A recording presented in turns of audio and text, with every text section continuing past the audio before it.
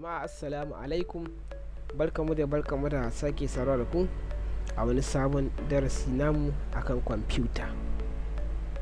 Wannan shine darasi na farko da zamu dinga kawo muku a cikin darussanmu na kwamfuta. Wannan shine na farko, darasi na ɗaya kenan. Kafin mu ci gaba yan uwa, zan so ku yi min subscribe, ku danna min alamar ƙararrawa da kuma like domin samun sababbin darussa da zarar an dora. Mecece kwamfuta? Kwamfuta muna kiranta, bahaushe na kiranta da na'ura mai kwakwalwa. To mecece ita? Mecece kwamfuta? Aka ce a computer is an electronic device that manipulates information or data. Ma'ana kwamfuta na'urar lantarki ce da take sarrafa mana information ko data. Ma'ana ita kwamfuta tana amfani da information da kuma data. Menene information, menene data? Wato mu ke saka ma kwamfuta data ta fitar muna da information. Muna saka ma kwamfuta data ne ta hanyar input devices kamar su keyboard, mic da sauransu.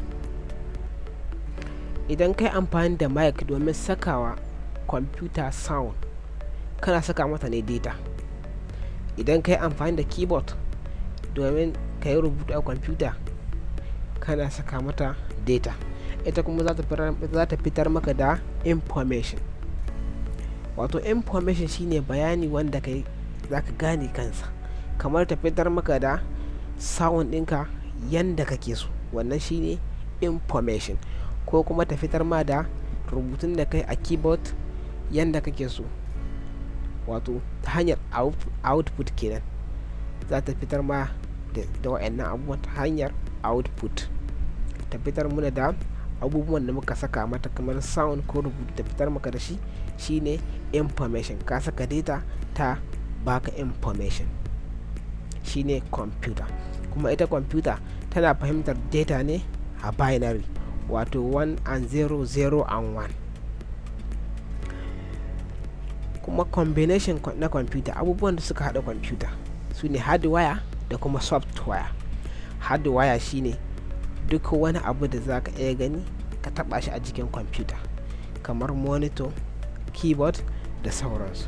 Shi kuma software shine duk wani application da muke amfani da shi a cikin kwamfuta wanda muke ba ta command ta hanyar hardwire, kamar su irin su web browsers, su media player, su antivirus da sauransu. Su ne software. A kwamfuta muna da personal computer. Personal computer shine su ne kamar desktop da kuma laptop.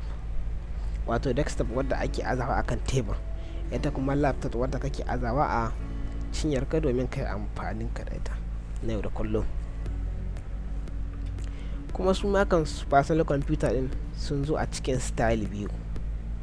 Muna da PC, muna da Mac. PC ita ce wacce kamfanonuwa da yawa suke haɗata, kamar su Dell, Samsung, HP, Lenovo, Toshiba da dai sauransu. Kuma su wa'annan PC din suna ɗaukar Windows operating system. Ita kuma Mac, wato Macintosh, tana zuwa ne da operating system wadda ake kira da Mac OS X, wacce ita wannan operating system din ba a sayar da ita, sai dai ta zo a Mac din. Kuma ita wannan Mac kamfani ɗaya ne yake yin ta, wato kamfanin Apple. Kuma a kwamfuta muna da server. Wato server ita ce wacce take bamu information idan za mu yi amfani da kwamfutar mu ta hanyar internet. Kuma server kamfanuna na amfani da ita ne domin suna ba da information ga na'urorinsu.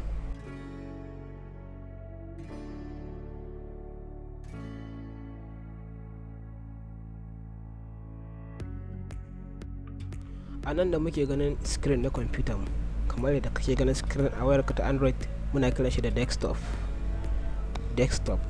Su kuma wayannan application din muna kiran su da icon. Wayannan software din muna kiran su da icon. Wannan kuma muna kiran shi da taskbar. Wannan kuma muna kiran shi da start menu. Wannan shine darasin mu na computer. Anan zamu dakata. Da fatan kuna jin daɗin wayannan darussa namu. Wassalamu alaikum wa rahmatullah. A huta lafiya.